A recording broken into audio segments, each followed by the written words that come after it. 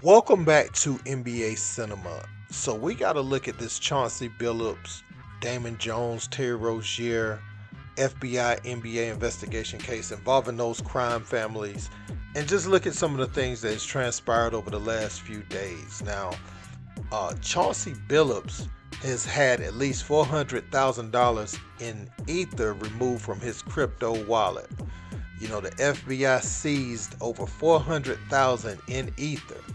It says alleged money launderer Anthony, I don't know how to say his last name, Schneiderman, let's say that, had 100 Ether moved out of his wallet 6 days ago following a test transaction and sign that suggests the FBI or another government entity has taken control of his wallet. So that was, I guess, one of the people that was linked to Chauncey Billups. Now, Chauncey and Terry Rozier, it came out, Shams posted that they will not be compensated during their leave of absence from the NBA. So not only are they having things seized out of their accounts, but they will not,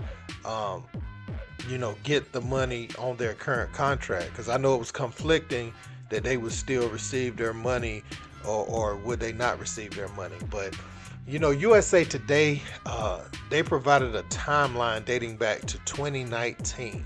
So let's take a good little overview look at those things. On April 9th, 2019, it says federal authorities allege that rigged poker games backed by the Bonanno, Gambino, and Genovese organized crime families of La Cosa Nostra began as early as 2019. One specific game involving Billups on this date allegedly defrauded victims out of more than 50,000. The scheme featured a shuffling machine that had been secretly altered to use concealed technology to read the cards in the deck, predict which player at the table had the best poker hand, and relay that information to an off-site operator. That is damning evidence, man. It says the indictment also includes messages in which the defendants had signals for a quarterback at the table to use once he relayed the information in real time from off-site. In discussions about purposefully losing hands to keep the victims at the table longer. One of the victims was starstruck by Billups, according to the indictment, and this was by design. October 2020, the indictment alleges that following another rigged poker game in late October 2020, bank records show co-defendants Robert Stroud wired $50,000 to co-defendant Sophia Wee, who then wired $50,000 to Billups. Wow. Wow. December 2022.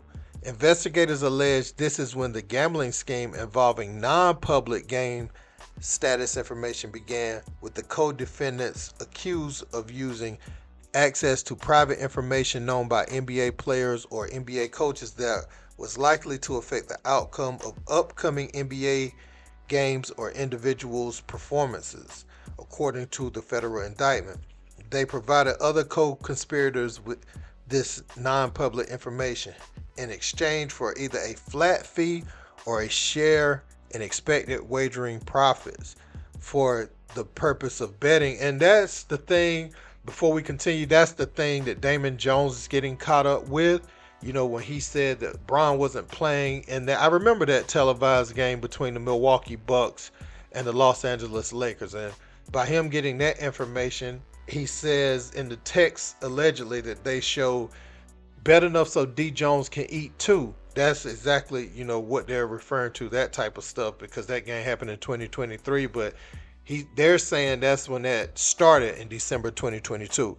So February 9th, 2023 is the aforementioned situation that I just spoke about. So I won't get into that.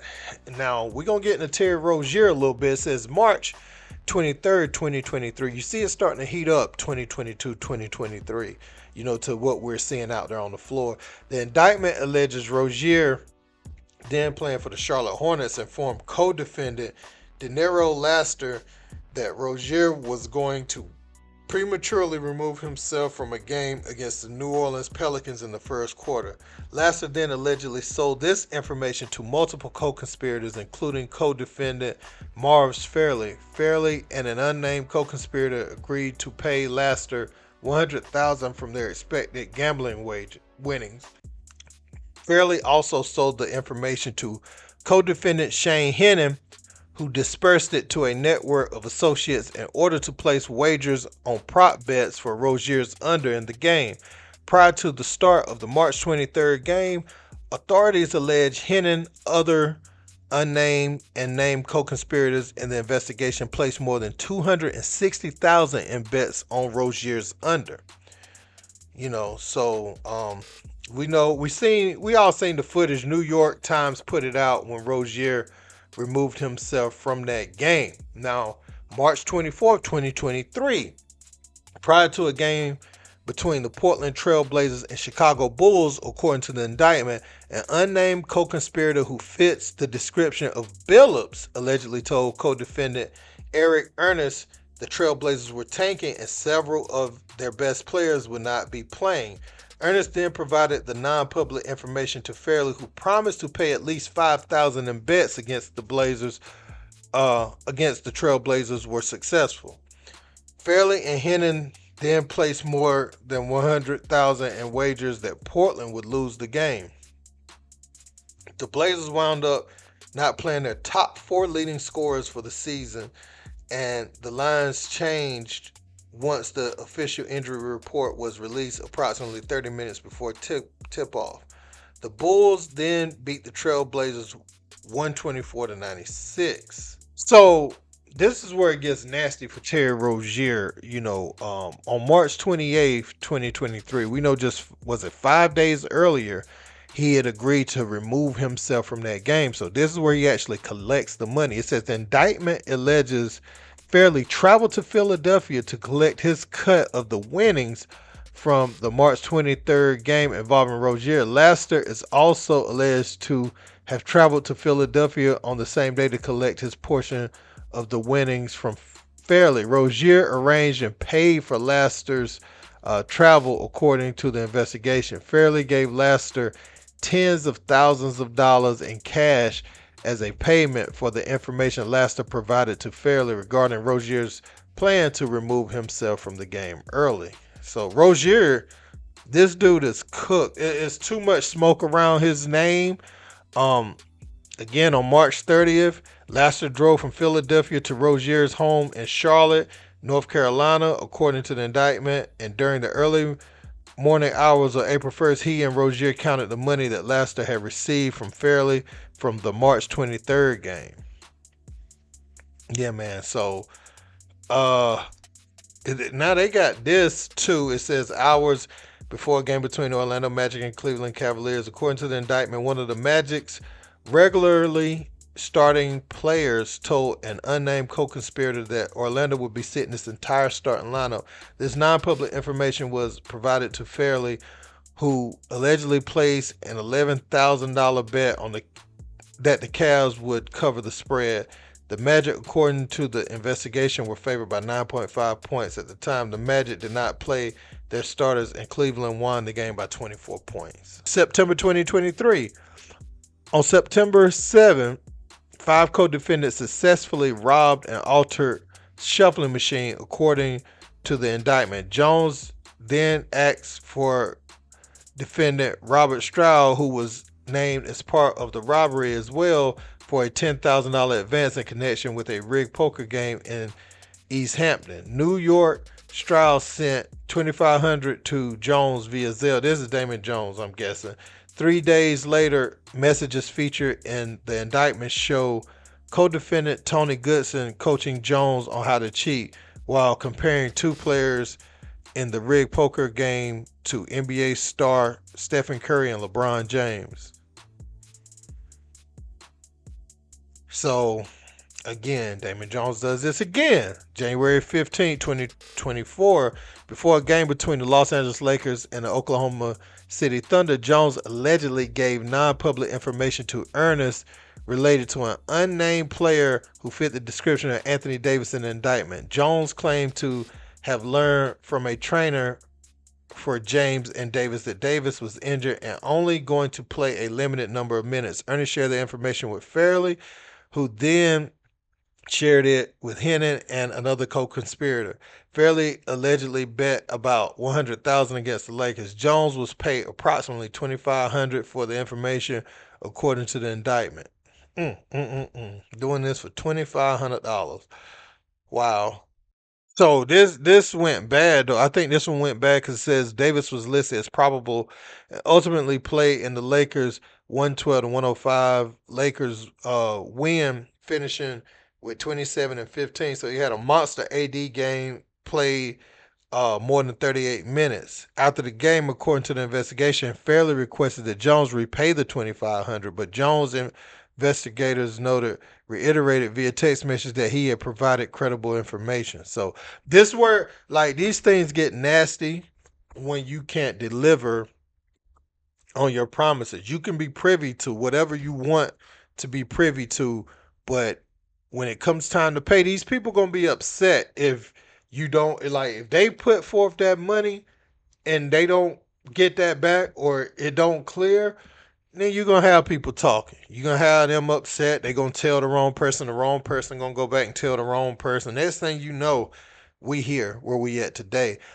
January 23rd, 2024, that's when the Hornets traded Rozier to the Miami Heat. But the Heat weren't even told that Rozier was being investigated. The Hornets had some information about it, but they didn't include that in the trade, which is wild. It should be grounds to, even though it's been this amount of time, to rescind that. You know what I'm saying? Um, but let's look at a few events that kind of pushed it forward. We know about Jonte Porter. uh, we know he ended up getting arrested, and things have started to go downhill there, but we'll skip forward to January 13, 2025, where he pleaded guilty to wire fraud and conspiracy in a federal court.